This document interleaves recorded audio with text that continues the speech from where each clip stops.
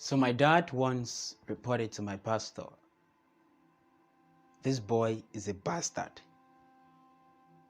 Now, he was not surprised because, of course, he knew the son of whom I was.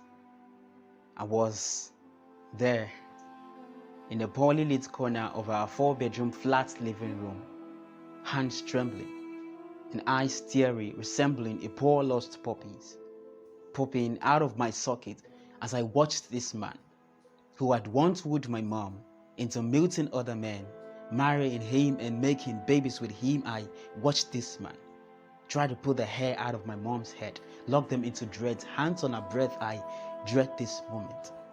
When I pushed him to the bed, unlocked his legs from around her waist and pulled his grips open, hoping that she would have the smallest of strength to catch her breath back into her lungs. See, if saving your mom's life from the hands of death is what it means to be a bastard, then I think I want my kids to be sons of a bastard too. 2 weeks earlier, 16th of September 2017, I turned 18. Got chocolates and cupcakes, a short love poem, and a beautiful portrait on the girl I called my crush in school. The feeling was cool. But that night, I didn't want to close my eyes to sleep because deep within I was scared of waking up into the first day of being a man. I was scared of turning 18.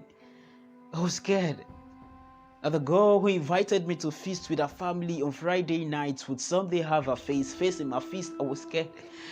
I was scared that the girl who crushed on me would someday be crushed by me, leaning on crutches rather than leaning on me. I was scared that the first step to becoming a MON STAR is becoming a man. All the blood-sucking beasts around me had beards, and I was already growing a mustache. I was scared that the bigger your body becomes, the smaller your heart becomes, because you can't take the innocence of a boy into the adolescence of a man. I am innocent, but I am my father's son, and I know the tendency of genetic sickness, so please forgive my weakness. I know someday my dad would see this poem and turn to the next man aside to say, this boy is a bastard. But wherever you are, Dad, I'd like you to know that I love you and I forgive you. Not for the bad things you did now, but for the good things you couldn't do, Dad. 27th of January 2002. You had just returned from the state's capital with money and food. My mommy was there in the kitchen, frying the chicken you had brought, and you were gisting with the men on TV when we heard boom and another boom boom. Moments after then, I found my small hand locked in the safety of your grip. My brother was balanced on your back. We were running. Fire was falling from behind. I was calling on my mommy. We were running. Fire was falling from behind. I was falling in love with you, Dad. Because the same hands that formed the fist against my mom's face came back to form the grip that kept her son safe. Dad, I forgive you.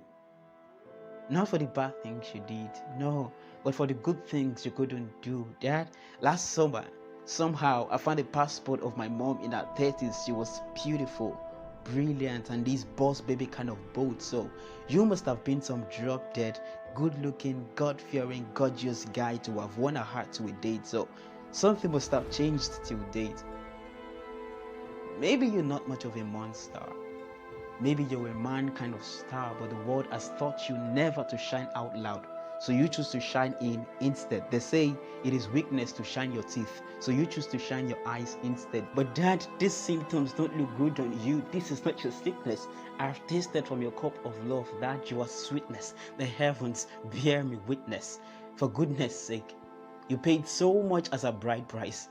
Why should you pay more attention to the world when they try to teach you how to love your wife, how to live your life? Dad, I see you. Many times in that I see you, I struggle for your life. Your muscles were not strong enough to keep you back alive. She was your wife and she still stayed with you all the while. I know right now I sound like a 4-year-old boy trying to teach his dad 3 ways to make babies. But I may not know 2 ways to make babies. But I know 1 way to make a difference. It is to be different from the world. The world says a man is never allowed to cry in public, except he does it calmly. And no matter how hot you feel you need help, just stay cool and collected. That's exactly how to be manly. But sadly, or gladly, even Jesus wept. Even Jesus swept his father's house clean to explain me how my sister has to be the sweeper and the husband only has to learn how to sweep her off of her feet. Explain me these things. A man remains the breadwinner of the house, yes. So how does the woman owning a bakery make him a loser? I don't get these things. My friend's father was so soft on his first wife, and that exactly was what made him lose. What exactly do you want from us, men? You've been taking us for a ride like too long, like us, men. What do you want from us, men? Man, I almost forgot.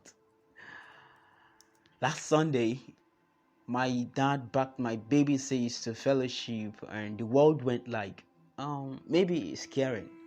But if he dares do it next Sunday, the world begins to staring. From the man on the ceiling to the woman on the steering. And it's scary how a man is allowed to carry the whole world on his shoulders. And they call him strong. But when he chooses to carry his own little daughter, they call him wrong or soft or weak. But we need more soft places to use our strength. In carrying our sons, in feeding our daughters, in wiping our tears. I'm tired of cuts and tears, tired of wiping my mom's blood and tears like the woman with the issue of blood. I'll leave you with this word.